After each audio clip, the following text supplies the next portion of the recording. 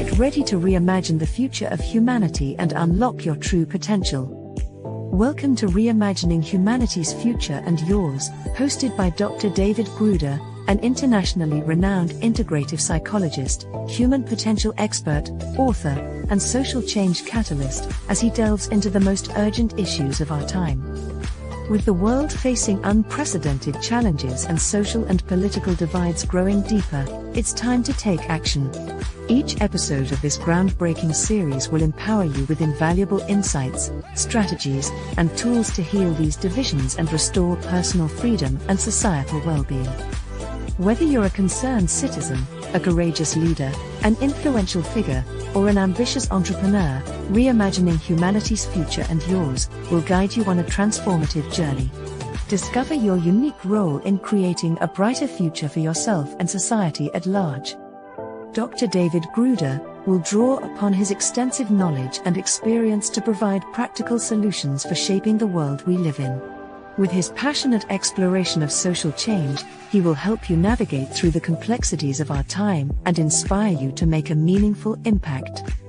So, prepare yourself for an eye-opening experience as we delve deep into the heart of the matter. Reimagining Humanity's Future and Yours will challenge your perspectives, ignite your imagination, and equip you with the tools you need to reimagine and redefine the world around you. The time to transform our future is now. Join us on this incredible journey and enter a new era of possibility. For more information on Dr. David Gruder and the Reimagining Humanity's Future and Yours, visit www.rhfy.ca.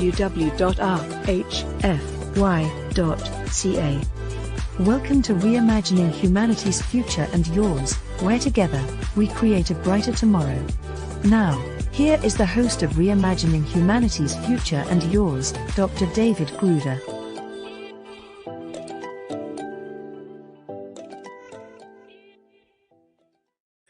Welcome back to the Reimagining Humanity's Future and Yours show on the CanCom Broadcast Network, proudly broadcasting from Canada to the world. I'm your host, Dr. David Gruder, the futurist polymath of human potential and civilizational architect, who equips leading-edge leaders, influencers, helping professionals, and you with vital resources that make it possible for humanity's most spiritually elevated future to at last emerge. The title of this episode is Reimagining Your Sacred Responsibility, Kuleana, which we'll get into what that means. Living your gift in service to life. In this conversation, we explore the deeper meaning of Kuleana, a Hawaiian understanding of sacred responsibility that is not about obligation or duty, but about relationship, reciprocity, and care.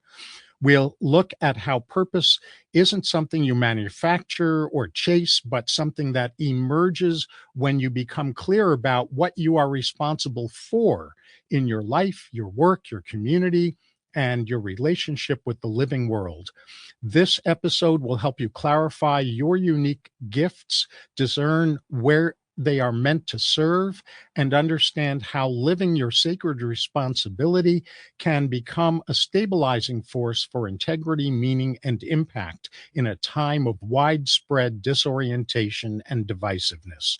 Joining me is Michael Bonahan, a transformational leader, teacher, and longtime practitioner of purpose lived in service. Michael is a founding partner of Wisdom Windfall, and a contributor to its core curriculum. He is a former national board chair of Boys to Men USA, a certified leader trainer for the Mankind Project, and a seasoned business coach and facilitator trained in deep transformational and systemic approaches to human development. Across decades of work, including leading and managing more than a dozen successful companies, Michael has consistently focused on one central inquiry: how human beings discover what they are here to serve and how they live that responsibility with humility, coherence, and integrity. In this episode, Michael brings grounded wisdom and lived experience to our exploration of Kuleana. helping us reconnect purpose with responsibility and responsibility with love for life itself. Michael, I'm delighted you're here with me on RHFY. Welcome. Thank you, David. It's great to be here. Well, thank you. And I wanted to add that Michael and I know each other for a number of years, and it's really such a pleasure to collaborate with you. In this first segment, we'll look at the symptoms and challenges people have that are clues alerting them to a need to develop or elevate their clarity about or their embodiment of their Kuleana. But first, Michael, how did your passion about Kuleana first emerge? I was fortunate enough to grow up in Hawaii. Kuleana is a Hawaiian word. My definition is sacred responsibility. Hawaiian meanings responsibility, duty, privilege, and also rights and privileges that come with those responsibilities. So it's been a word that's sacred to me. My whole life was immersed in Hawaiian culture, and to me, this particular idea fascinates me, and I've been captivated by it for years. I would say that the thing that really drew me to it was my adverse early childhood experiences. I began asking, due to a lot of early trauma, that as early as the age of 9, why am I here? What's it all about? Usually the meaning of life questions don't come until maybe the midlife crisis, which I've already been through. But that particular piece was always because of some of the undesired childhood experiences, which were great teachers to me. I started asking that question early, and I've been trying to find the answer ever since. So discovering my purpose, it was really, it came to a head, I think, when I was turned about 40, 45, right in that space. It's also the same time I was drawn into the Mankind Project. But it's a calling. So the thing that to me is, if something happens, for a lot of men, it's midlife crisis. They go, what the hell? I've ticked all the boxes.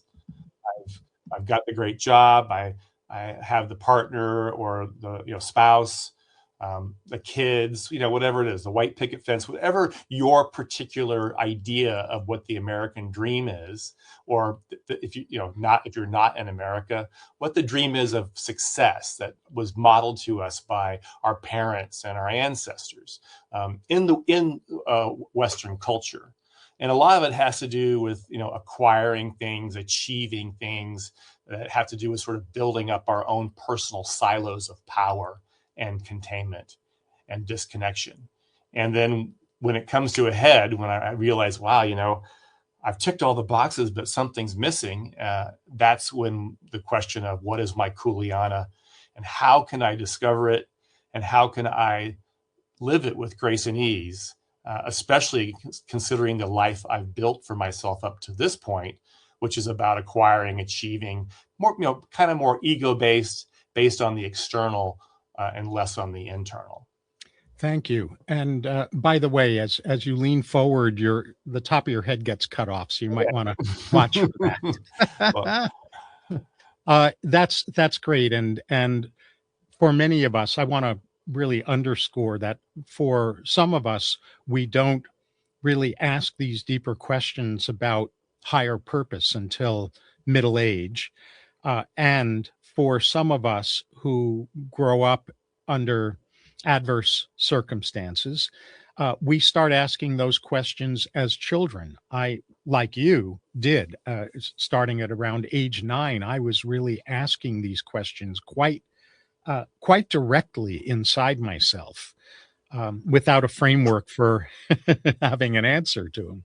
So in this episode's next segment, we'll get into root causes of why we don't necessarily know our Kuleana, or we know it, but we're out of integrity with it. But for the rest of this segment, as I already said, I want to find out from you, Michael, about the symptoms that most trouble people when they're not living in alignment with Kuleana. What symptoms do they notice? Malaise, a lack of interest, a lack of passion in life. Passion is fleeting, and Kuleana, or purpose, will get you out of bed every morning.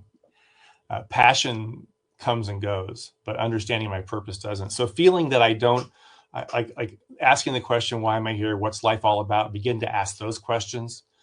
Taking less pleasure in the things that used to be either pleasurable or comforting to you. Some folks begin to use substances more, try to medicate away the feeling of an emptiness or something's not happening in my life.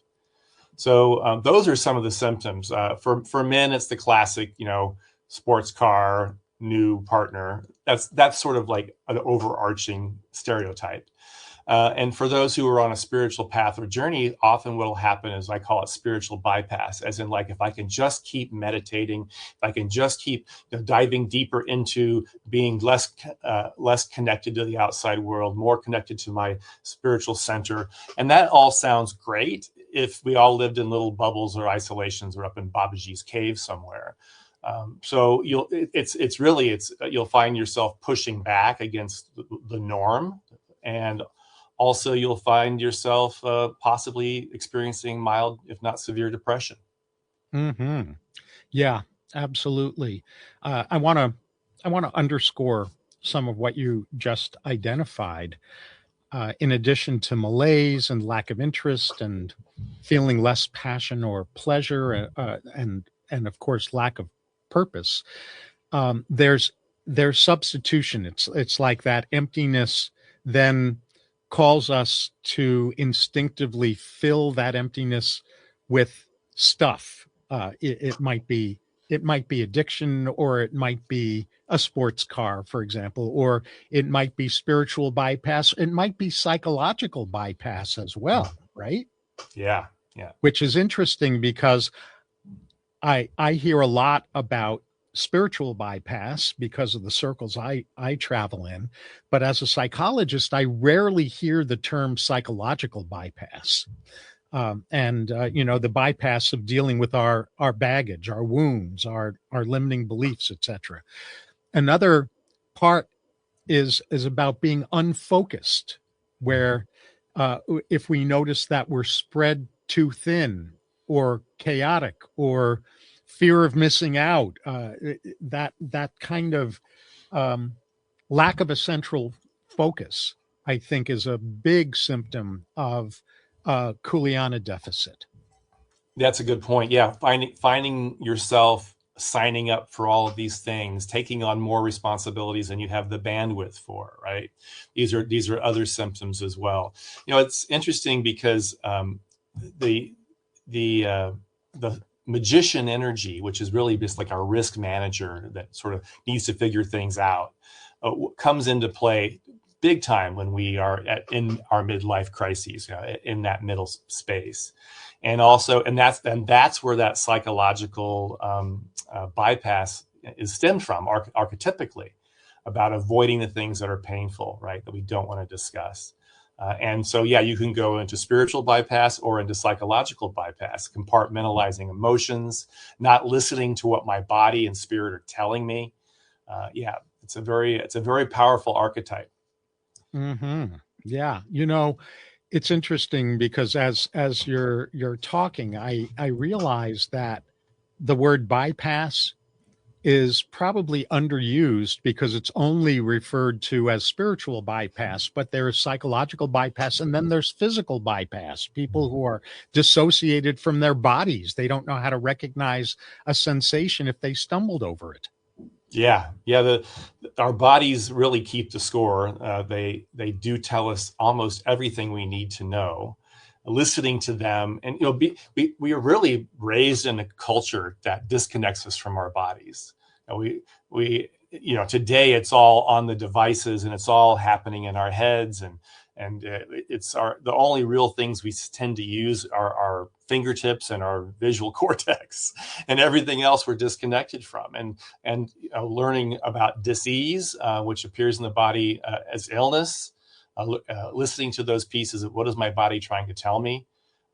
Someone who's trying to fill that emptiness or that hole with food, for example, will gain a lot of weight and not realize that their health is at risk, or maybe they're trying to fill that hole with substances, alcohol, drugs, etc., or anything, work, sex, all the things that stimulate us and keep us occupied.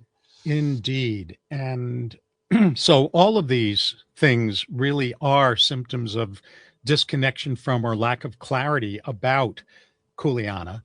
Mm-hmm. And the rest of this episode will dive into the root causes of the symptoms Michael and I just described, what to look for in a solution, and Michael's version of that solution in the final segment.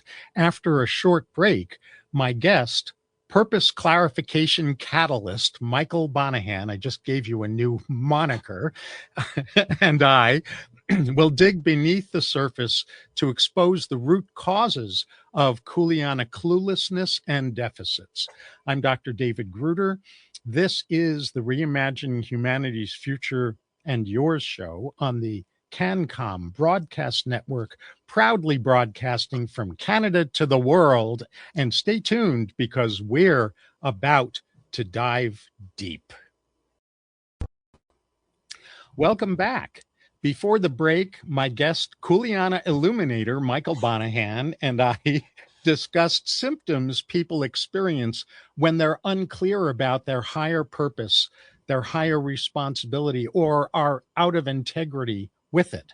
And in this segment, as you already know, we'll delve into under-recognized root causes of Kuleana confusion and deficits. So let's just jump straight into it, Michael. What are those under-recognized root causes? Wow. So I would say not knowing oneself or not being on a personal development journey. So if you don't know that, then that's the place where you're going to be in that space of not even maybe being aware that there's a deeper purpose in your life that's waiting for you. It really takes, I believe, the personal development journey, which I'm sure that all your listeners are on in some form or another, and getting to know yourself and uncovering those belief systems that we developed in childhood. I would call them leaden shadows. Beliefs about myself that are often unconscious. That's why they're shadows that I hide, repress, deny, and project onto others. So, for example, if you're something happens traumatic to you, let's say an adult, a parent that was that you expected love and care from, instead did something the opposite. When we're children, we don't blame the adults in our lives. We blame ourselves. That's where shame develops at a very early stage in our lives. Shame is taught, and it's also, I call it a generous decision made by a child's mind to choose to blame oneself instead of others. And so the belief that may be adopted is I'm unlovable, or if you were abandoned, I'm worth abandoning, or I have to earn my right to exist. All these beliefs that are instilled in us that we take on, identifying them as we get older, especially as we start to do our personal development journey, and knowing, wow, that really kept me safe. That helped me make sense of a traumatic world when I was young.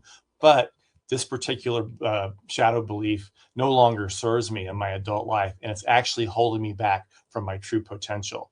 So I think that's a precursor, very necessary to be able to dive into unpacking all of the trauma and the shadow messages that don't serve you any longer, before you can begin to discover your Kuleana, your sacred responsibility, your life's purpose. Yes, absolutely. And so for those who might be watching or listening who aren't familiar with the term shadow, let's just briefly define that. The parts of us that we deny, repress, ignore, or we project onto others, or we unjustifiably justify in ourselves too, Right. where we are disconnected from the impacts. And before I reflect on a couple of other things you just said, is there anything you want to add around the definition of shadow that you want people to know about? Well, just the shadow is neither good nor bad. There are a lot of positive elements that exist in shadows. Some shadow beliefs that do support us, that we adopted when we were young, that do support us in our older years. I think the shadow is something. I encourage you to read up on it. Carl Jung coined the term, the Swiss psychologist. It was a contemporary of Freud. And we talk about how they interact with archetypes, which I mentioned a little bit earlier. But ultimately, shadows basically what I don't know about myself. You know, I think you've mentioned Johari's window in this particular podcast before, and you know, it's like there's in the four things. There's some things that I don't know about me that others do, and that's the place. Part of personal development is seeking out, hey, what can you tell me about myself that I may not be aware of? And so that's just something I'd like to throw out. It's a great way to do some shadow mining. Yes, perfectly said. And for those who aren't familiar with that term, Johari window, Johari, it's a combination of of Joe and Harry, organizational development psychologists decades ago, who created kind of a comparison table having to do with things we know and don't know about ourselves and others know and don't know about us. So there were four variations, just really briefly: things I know about me that you know about me, things I know about me that you don't know about me, maybe because I'm keeping secrets, but often because it's just never come up in conversation, things you know about me or my impacts that I don't know, and then things about me that neither I nor you know. And so this is the shadow is things I don't know about me that you might not know, or things that neither of us know about me. And you're also pointing out that there is golden and leaden shadow, that there are parts of me that for survival purposes I put into hiding that because I judge them or I have been told they're negative, but also parts of me that I put into hiding that are golden, that are parts of my light that I learn are too much for the people around me. And the other thing that I want to underscore in what you've said so far is about not unpacking what you were calling, and I often call, limiting beliefs. And what I want to refine around that I know you'll agree with, is that as a root cause of being disconnected from Kuleana, we often haven't unpacked the survival beliefs we adopted in childhood that became limiting shadow beliefs that hold us back in adulthood. And the other thing I want to really underscore, because it's not talked about enough in my circles at least, is the gift of shame in the beginning. It becomes a huge liability later, but when it first emerges, it's what you referred to as a generous decision. I would call an empowering decision by a child's mind, in our mind as children, to blame ourselves for the disconnection that we're experiencing. Because if we blame ourselves, then we can do something about it. Whereas if we don't blame ourselves as little kids, we're stuck. There's nothing we can do. So shame is a child's version of empowerment. That's a really good way to look at it. I love that because it shifts, it allows the victim part of ourselves to shift into the creator, which is like the empowerment dynamic around the drama triangle. And however, as you said, it can become toxic. It can become something that when we're kids, young, it helped us make sense. It made us take control and responsibility for it. However, later on, it can become debilitating if we don't express it, if we don't speak to it.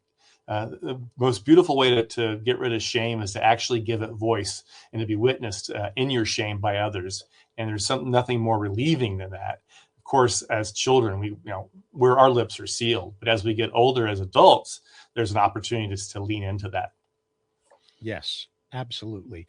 So you used another term that some who are viewing or listening to this show aren't familiar with, the trauma triangle. So you want to go ahead and name the three parts of that triangle? Yeah, actually, I call it the drama triangle, and Drama it's triangle. drama Yeah. triangle. Yeah. So there's the victim, the perpetrator, and the rescuer. And in the binary sense, the rescuer is also a form of a perpetrator, because the rescuer reinforces that the victim's a victim. In other words, you can't help yourself, I have to help you, so I'm the rescuer. And yeah.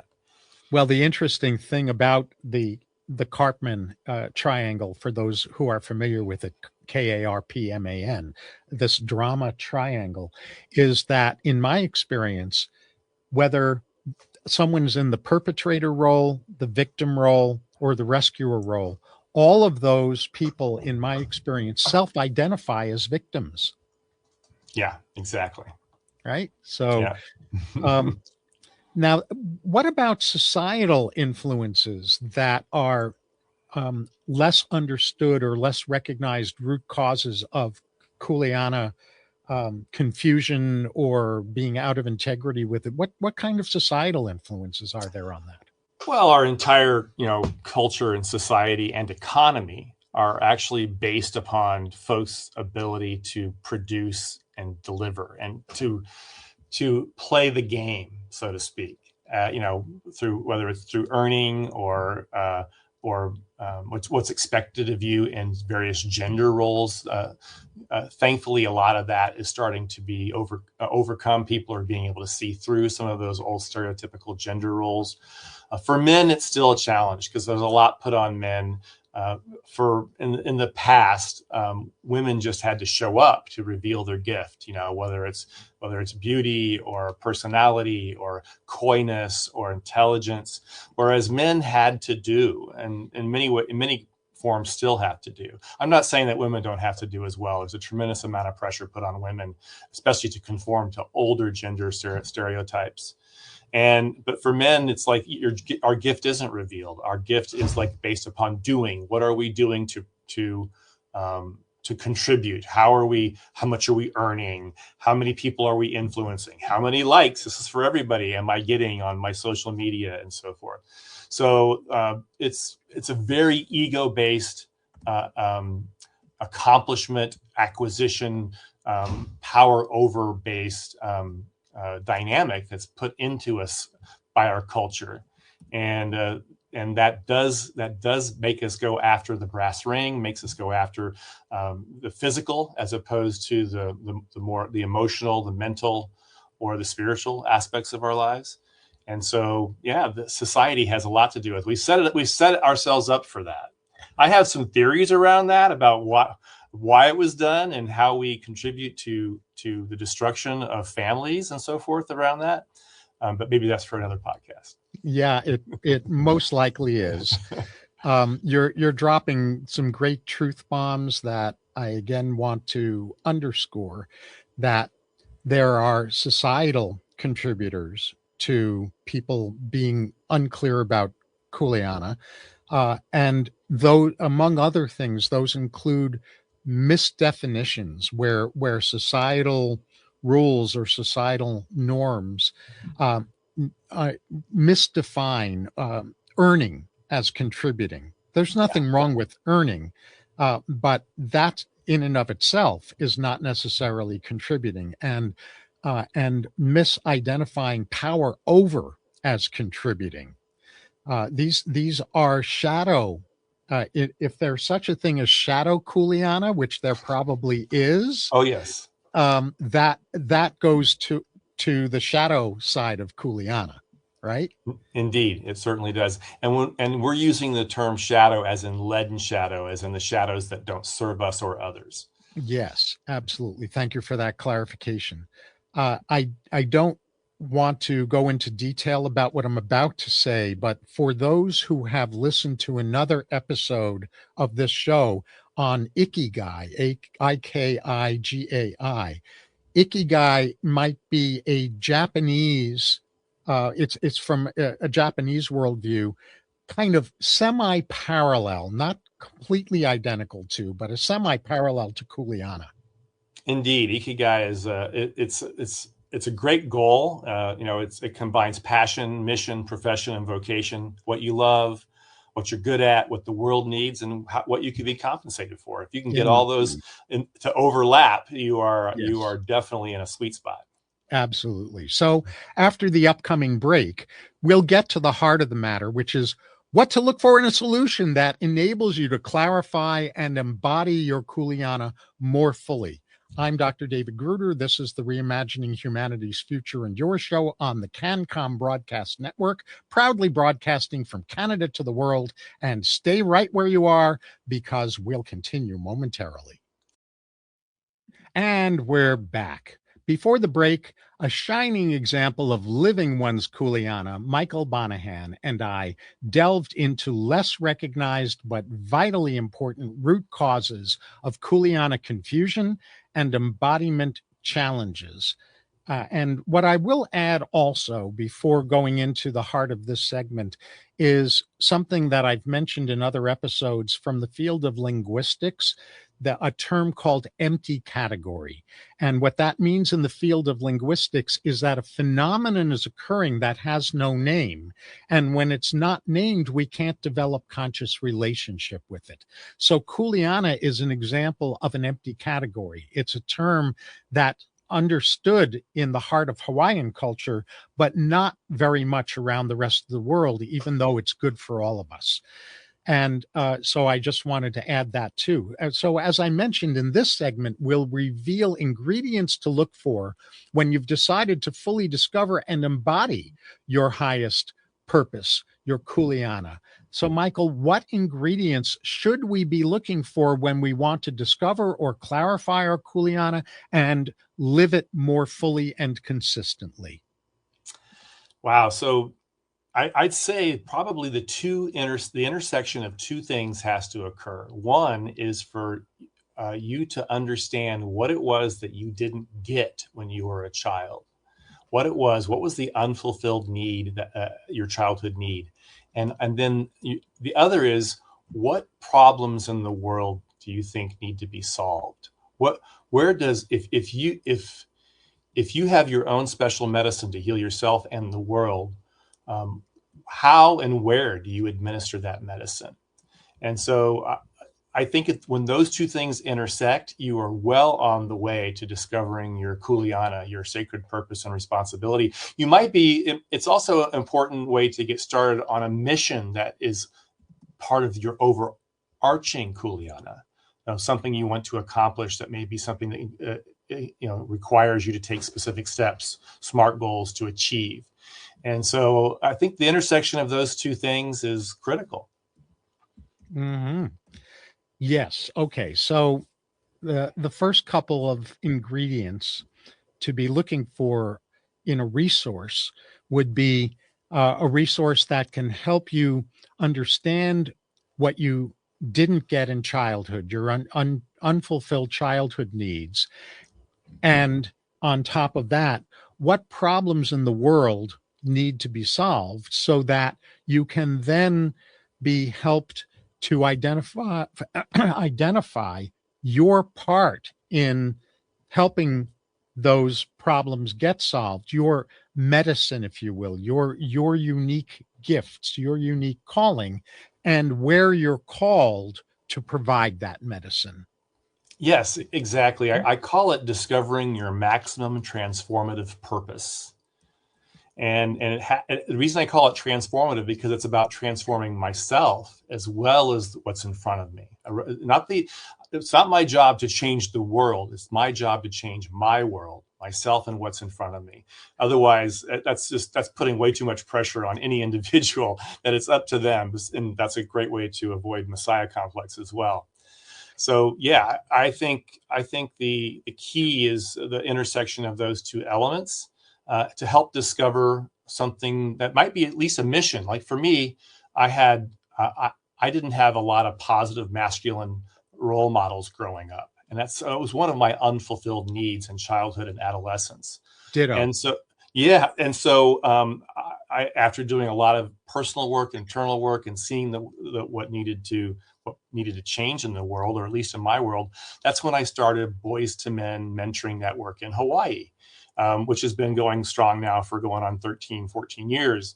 This is an international nonprofit, and you started that nonprofit's chapter in Hawaii. Correct. And then 2 years later, took it national with a group of men. So it started something called Boys to Men USA, which essentially mentors mostly fatherless teen boys who lack positive masculine role models in their lives.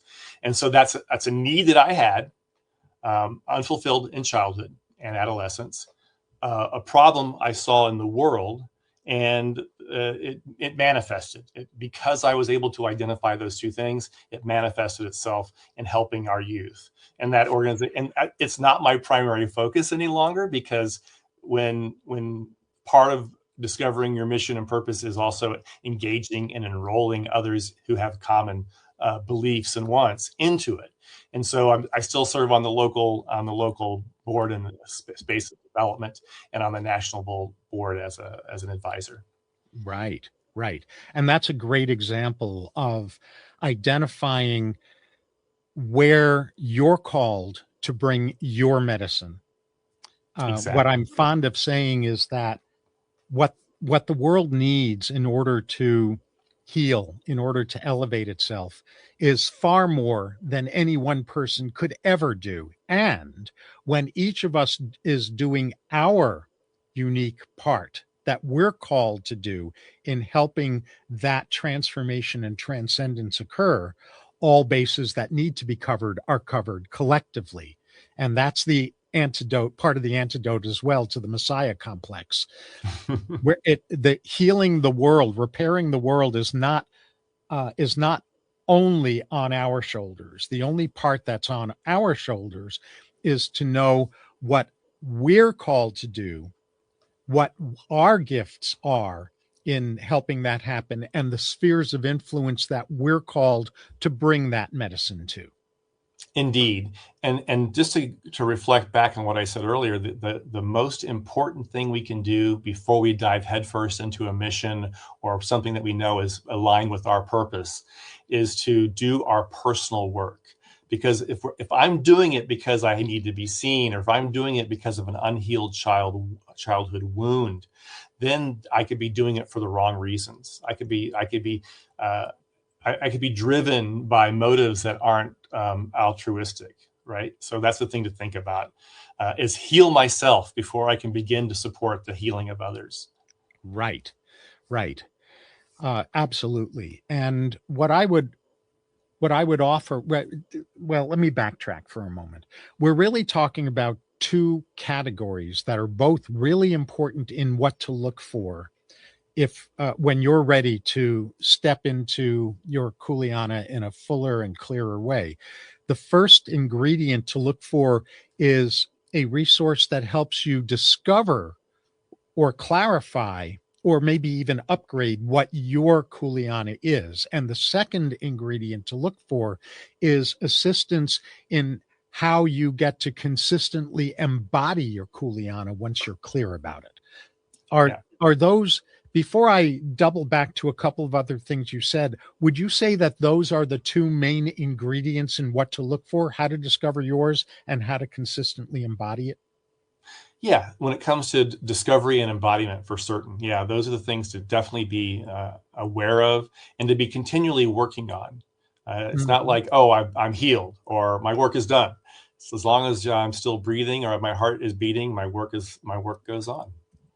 Yes, there's a quote from a book by Richard Bach, who people most know his most famous book, Jonathan Livingston Seagull. But in another book of his called Illusions, there's a line from it that I'm paraphrasing now, but I'm capturing honorably his intention, which is, here's a test to find out if your growth on Earth is finished.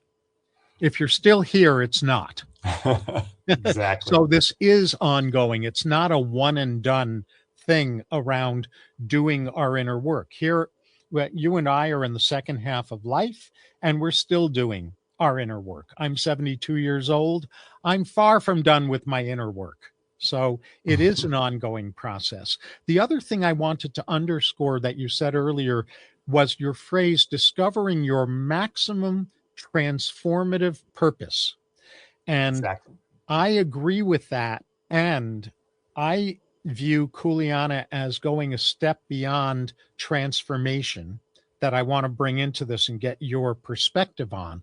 I would call it discovering your maximum transformative and transcendent purpose. Transformative is about me and my self-actualization. Transcendence is about greater than just me. Indeed. Yeah. So it starts off with the transformative purpose, because it has to begin with myself, right? And also, when I can find a way to effectively deliver without attachment to outcome, without expecting something in return that's external, that all the returns have to be internal, have to be coming from the wellspring of love, life, passion, power, the gift of humanity that is me and that is you.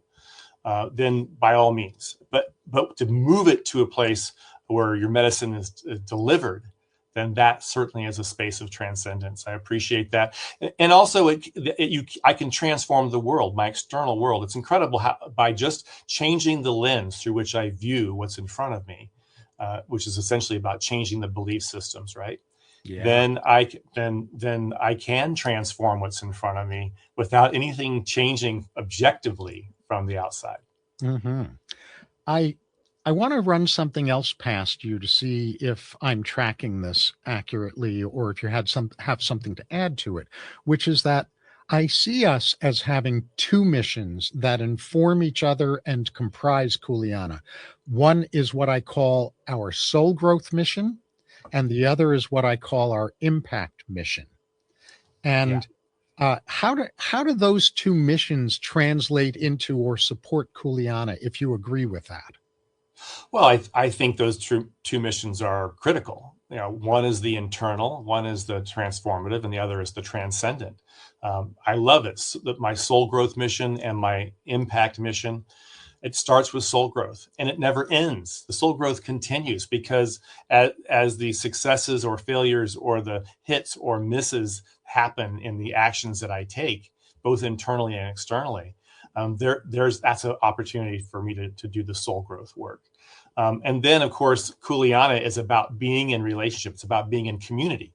Kuleana in Hawaiian was about reciprocity and a mutual relationship, not just with other individuals, but with everything. So if your Kuleana is to care for the Aina, the land, that you're doing that because the reciprocity, the land will provide and care for you.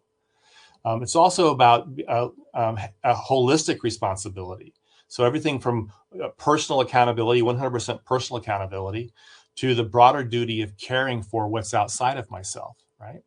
And those are in alignment because I have to have that level of accountability and integrity in order to be able to honestly and without inserting my ego into the outcomes that I pray for.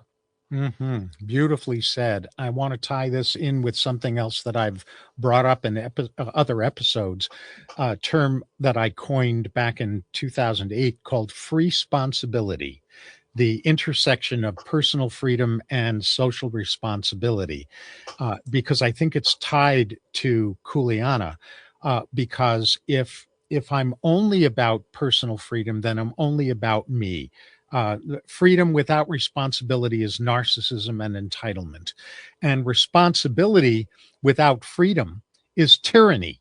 So it's got to be the both and of where personal agency, personal free will, if you will, intersects with responsibility to the groups that we are part of.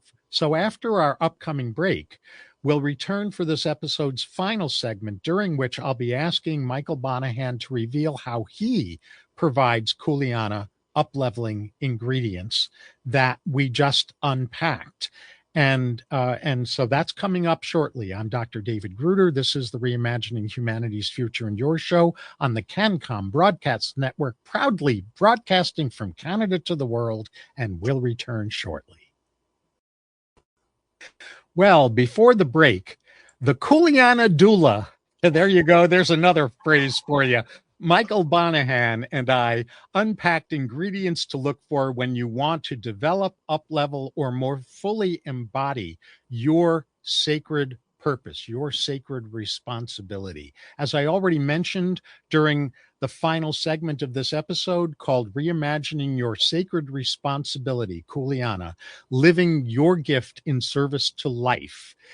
Michael will reveal how he provides what he's suggested, or we suggested in the last segment, that you look for. I'll then let you all know how to access his great ways of facilitating this. And after that, we'll each share the big takeaways we hope you've gained from this episode, followed by my closing comments. So, Michael, how do you help people develop, uplevel, or more fully embody their Kuleana?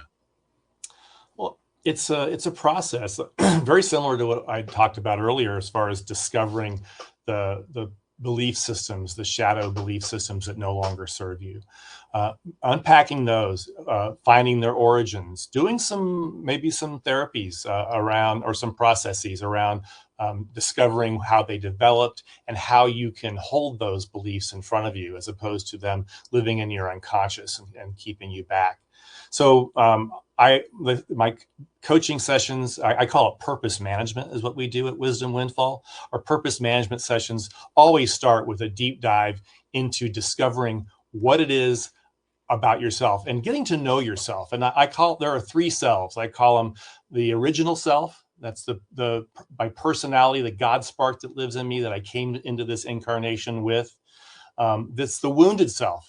No matter how much we think we have our acts together or how perfect our life was, we are all wounded in some way. Even the act of being born, being separated from our mother, our source, is a wounding in itself. And then finally, to understand our defended selves, the beliefs and behaviors that we had adapted to get the gumption to take our original and wounded selves out into the world and begin to interact with the world. Our defended selves, the masks that we wear, the cloak that we hide our true selves, our emotional selves in. And I call that's a process called reclaiming yourself, which is the foundation of Wisdom Windfall's work. Once I begin to truly understand those three parts of myself and understand that that none of them are greater or lesser than, they are all holistically me as the human being, and be able to integrate them and be aware of who's online and everything from self-care to what I do in interacting with others in the world and how I approach my purpose. That's the first step. And then I go into areas of deep listening, asking powerful and reflective questions. And finally, what we do is what most coaches do not do. We help people set SMART goals and help them be accountable to achieving those goals. Right. Okay. Yeah. So let's unpack those a little bit. Purpose management is uncovering our shadow beliefs and getting freedom from those, so that they're not the boss of us anymore. Not that they disappear entirely, but they're not running us anymore, right? Yeah, they'll hold us. They hold us back from reaching our potential. Yes, and getting really clear about our three selves. And I again, I'm going to reiterate what you said, because I don't want it to just disappear into the ethers. Our original self, which is basically our authentic self, the higher self that we came in with, that we were endowed with. Our wounded self, that comes from adverse childhood experiences that we don't know how to process in helpful ways when we're growing up. And our defended self, the mask that we learn to wear to cope with our wounded self, and to cope with the gap between how we're showing up and who we actually are. So integrating those. And then the other part that you were talking about is about SMART goals. And of course, not everyone who's watching or listening to this episode knows what a SMART goal is. So can you briefly say what those 5 ingredients are? Right. SMART is an acronym for specific, measurable, achievable relative to my mission or purpose, and time bound. Mm-hmm. Yep. So you might want to re-listen to that little soundbite again, because all of those ingredients have to be included if a goal is going to be what I refer to as accountability capable. Yeah, and the idea is to make them simple to start with, and build on your successes. People tend to set. I'm going to set this huge, almost unachievable SMART goal, and then feel like they a failure or they didn't hit their mark. So make it simple. Right. So a too large SMART goal is not smart. Well put. Yeah. And so what I want to also underscore is that what you're identifying as being the way that you and your colleagues at Wisdom Windfall, I don't know why I keep calling it Wyndham. I'm thinking of William Wyndham, the old actor from decades ago. Wisdom Windfall, that you all are doing your version of something that you and I are saying to our listeners and viewers to look for, no matter who you utilize. There's got to be a purpose management component. There's got to be a recognition of your three selves and integrating them and turning what was a wound into a blessing. I call that Exactly. harvesting skills, harvesting gifts from the undesired and even unacceptable in our lives. And SMART goals and accountability. So accountability is one of those words that is misused a lot, especially in business, where what gets mislabeled as accountability is shaming and coercion. And that's not the accountability you and I are talking about. So would you offer your definition of accountability? Sure. Accountability to me is taking responsibility for the impact of my action or inaction, whether it's done consciously or unconsciously.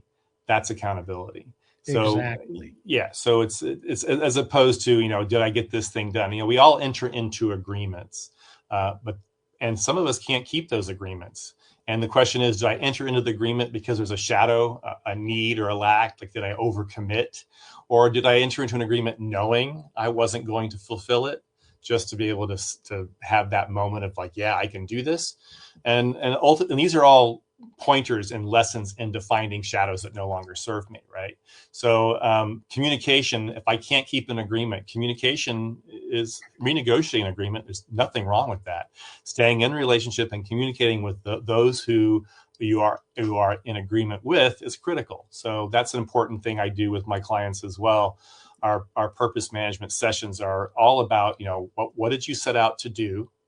What was the deliverable? What was the SMART goal that and did you achieve it? And if not, what was the shadow belief that kept you from doing it? And how can you get back in right relationship with yourself by setting a new agreement and being accountable to that? Mm-hmm. I think that's really important, having to do with the fact that sometimes I've certainly done this, where in the joy of a particular moment or in the passion of a particular moment, I've said I'll do something, only to discover afterwards that I had a good intention, but I don't have enough bandwidth to follow through on what I said I would do or on the timeline I said I would do it within. And so learning the art of transparent agreement renegotiation as needed is really important. And then the other part of what you said, and I want to move on to the final part of this segment momentarily, but I can't let this pass, which is making sure that there is coherence between my intentions and my impacts. Yeah. A lot of people have good intentions and their impact isn't aligned with those good intentions. And some people think that they should be let off the hook about their negative impact because they had positive intention, and that's mistaken. That's not helpful. So, Yeah. much of what we've explored today, Kuleana, sacred responsibility, and living your gifts in service beyond only yourself, isn't just something to understand intellectually. It's something that has to be experienced in our body, in our relationships, in real time. For those of you who feel that pull, Michael offers a deeply experiential program called Dancing the Archetypes. This isn't a workshop about concepts or personality types. It's an immersive process that uses movement, presence, and archetypal intelligence to help you embody the forces shaping your life and clarify what you're being called to take responsibility for at this stage of your journey. As we record this, the next Dancing the Archetypes immersion will take place on April 10th through 12th, 2026 in Asheville, North Carolina. And if you're watching or listening to this episode after those dates, I still encourage you to visit the page to see when and where it'll be held next. So if today's conversation stirred something in you, not urgency, but recognition, you're welcome to further explore that opportunity through this forwarder link I've created to make it easier for you to remember. And that is www.thecess for the Center for Enlightened Self-Sovereignty, THECES.com/dancing for Dancing the Archetypes. Michael, what is, in a short, non-run-on sentence, what's the big takeaway that you're hoping people got from this episode? Well, the understanding that they may be feeling some angst or something, and there's something you can do about it. You may be feeling there's something missing in your life. You've ticked all those boxes I talked about at the beginning of our session, and something's still missing. So, what can I do about it? I can begin to go deeper into my journey of self-discovery, find out what is my special medicine to help heal the world, and work out a plan to deliver it with grace and ease. And the hope is that people will feel inspired. Awesome. So mine is, don't underestimate the impact you can have. Every single one of us can make a huge difference in our chosen spheres of influence by knowing and living our Kuleana.